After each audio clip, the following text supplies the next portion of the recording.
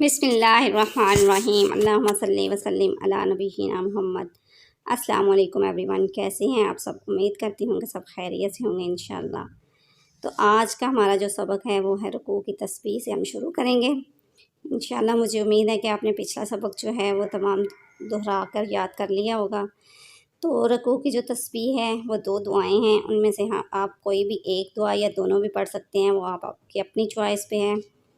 تو یہ 3، 5 یا 7 مرتبہ یہ دعائیں جو ہیں وہ پڑھنی چاہیے۔ تو اس میں پہلی تسبیح جو ہے سبحان ربی العظیم، پاک ہے میرا رب بزرگ۔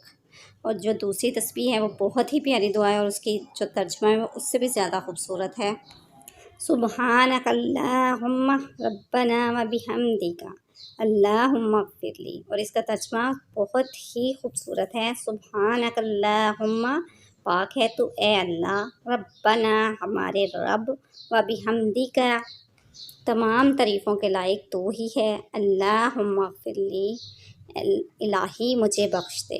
اس کے بعد سمیع اللہ لمن حمیدہ کہتے ہوئے رکوع سے اٹھتے ہیں، اور سمیع اللہ لمن حمیدہ کا ترجمہ ہے سن لیا اللہ نے جس نے اس کی تعریف کی، ربنا ولک الحمد، اے رب ہمارے آپ کے لیے ہی ہے تمام تعریف، حمدن کثیرن، تعریف بہت زیادہ، طیبا مبارکن فی، پاکیزہ اور بابرکت۔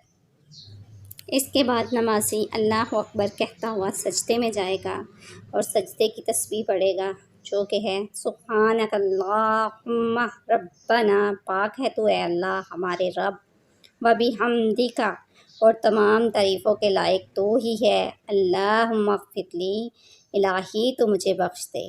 ایک تسبیح یہ ہے، اور دوسری تسبیح ہے سبحان ربی العظیم، پاک ہے میرا رب بزرگ۔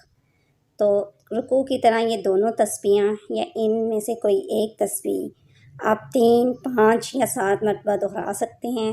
بہتر ہے آپ جتنی زیادہ تعداد میں دہرائیں گے سجدے میں، ہمارا سجدہ اتنا ہی طویل ہوگا، اور ہمارے دنیا اور آخرت کے لحاظ سے ہمارے لیے فائدہ مند ہوگا، کیونکہ لمبا سجدہ جو ہے وہ دنیاوی لحاظ سے بھی اور آخروی زندگی کے لیے ہمارے لیے فائدہ ہی فائدہ ہے۔